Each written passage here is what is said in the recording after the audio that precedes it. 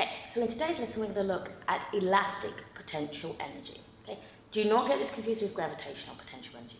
Okay, they are both stores of energy, so they're potential, but they are different. Okay, gravitational potential energy is when an object is held up in the air. Okay, so elastic potential energy. Okay, I'll show you an example, and an easy example is looking at an elastic band. Okay, they're called elastic because they have elastic potential. So here's my elastic band here. Okay, this is its normal shape. Okay? Now when I stretch it, I deform it. Okay, and change the shape. We use the term deform. Okay, now an object, once you deform it, like this kind of one, it now has elastic potential energy in there. Okay, you can feel it because you're pulling against it. Okay, that's elastic potential energy there. And as soon as I let go, it will return back to its normal shape. So it has no elastic potential energy anymore. Okay? Well, it has less. So it's a higher amount of elastic potential energy, and then as it goes back to normal shape, it loses that. Okay? And it loses to its surroundings. Okay? Maybe some has thermal energy, some could be sound energy if there's a sound, and obviously it's had some kinetic energy because it's moving. Okay, so we're going to look at another example. I'm going to go back to the tennis ball, or the ball idea from last lesson. So remember, we're going to have our ball up in the air.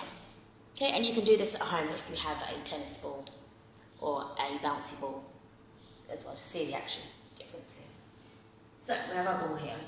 Remember, it has a high amount, so use the arrow for the high, of GPE, gravitational potential energy.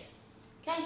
And then when you drop it, that GP is being transferred into kinetic energy, KE, just for the short term here. Okay?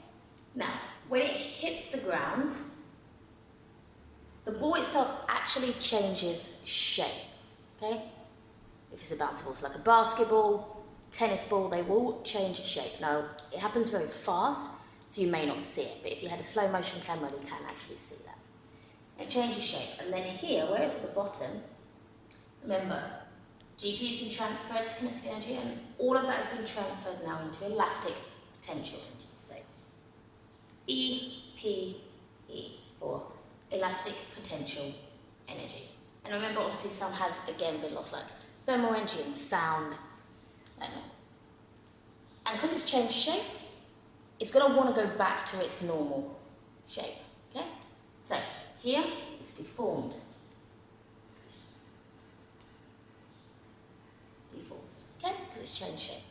And what's going to happen is it's going to bounce back up. And that EP is again then going to be transferred to, let's draw out a diagram to show this. So that's our deformed ball. That EP here is then going to be transferred up into KE. And then as soon as it's reached its top point,